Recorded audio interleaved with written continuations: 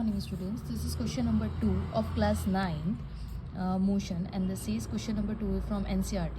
Okay, Joseph jogs from one end to end A to the another end B of a straight 300-meter road in 2 minutes and 30 seconds, and then turns around and then again jog 100-meter back to the point C in another 1 minute.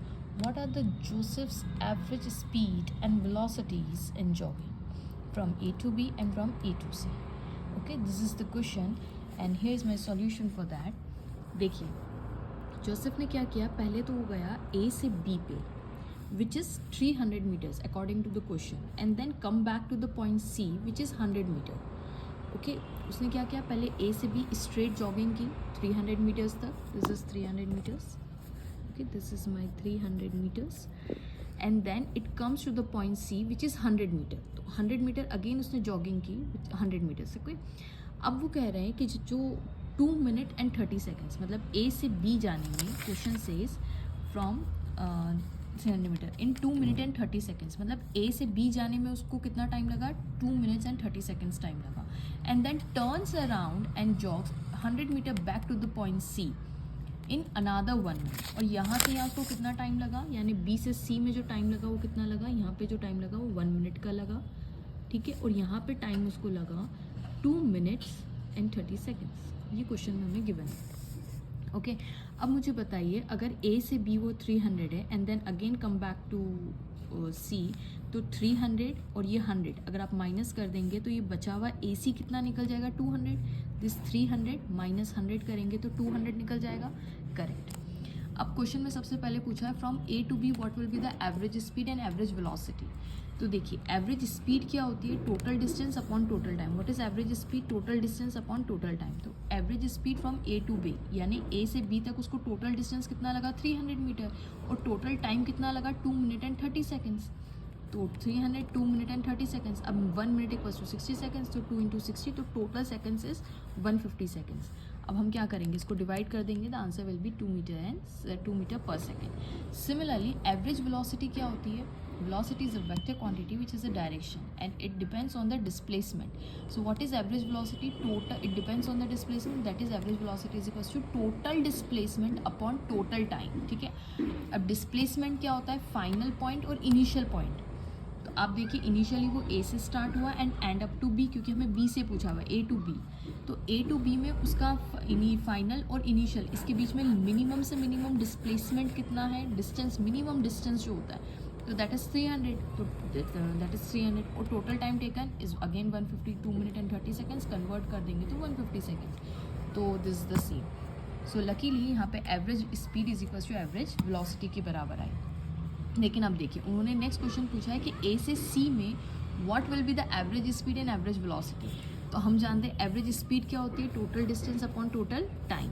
तो देखिए total distance उसने कितना travel किया from A से C में, तो पहले वो गया था A टू B, क्योंकि एवरेज स्पीड क्या होती है, टोटल डिस्टेंस. तो टोटल डिस्टेंस उसने कितना कवर किया, A to B, and then B to C आया वो.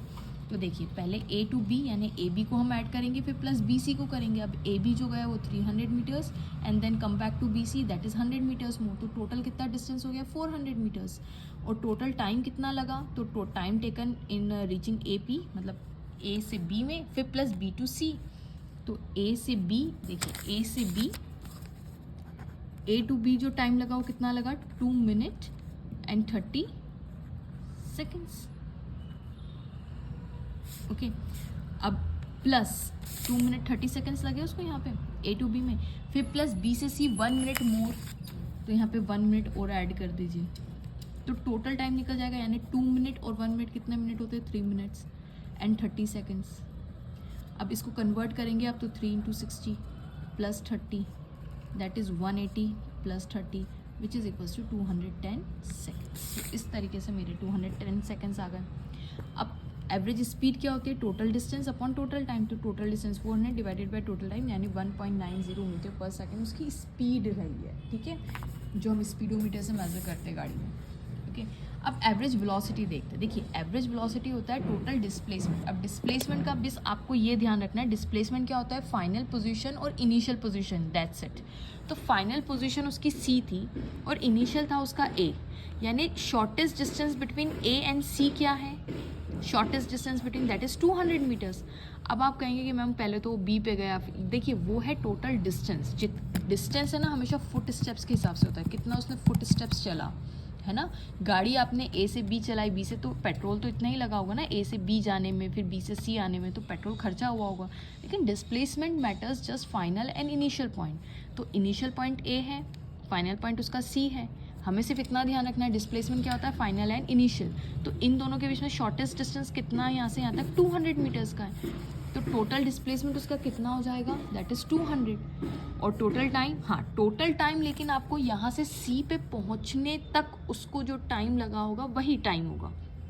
Time is not a vector quantity, right. तो टाइम आपको यहाँ पे उसको जितना लगा आपको वही रखना है। तो कितना लगा उसको सी तक पहुँचने में टाइम, पहले वो यहाँ से यहाँ गया था तो 2 मिनट 30 सेकेंड्स, फिर वापस यहाँ पे आया तो 1 मिनट मोर। तो वही बात है, यानी उसने टोटल कितना टाइम लिया है from a to b plus b to c. तो टोटल टाइम कितना हो गया, 2 minute 30 seconds plus 1 minute more, तो 3 मिनट 30 सेकेंड्स प्लस दिस है ना। तो 210 मतलब टोटल टाइम उसको सी पे पहुंचने में। देखिए आप ये सोचिए कि अगर सी पे वो इंसान पहुंचा है तो वो टोटल 210 सेकेंड्स में पहुंचा है, राइट। तो टोटल टाइम तो 210 सेकेंड्स। तो अब देखिए यहाँ पे 200 divided by 200 seconds, 210 seconds divide करेंगे तो 0.95 मीटर पर second. Okay, thanks for watching.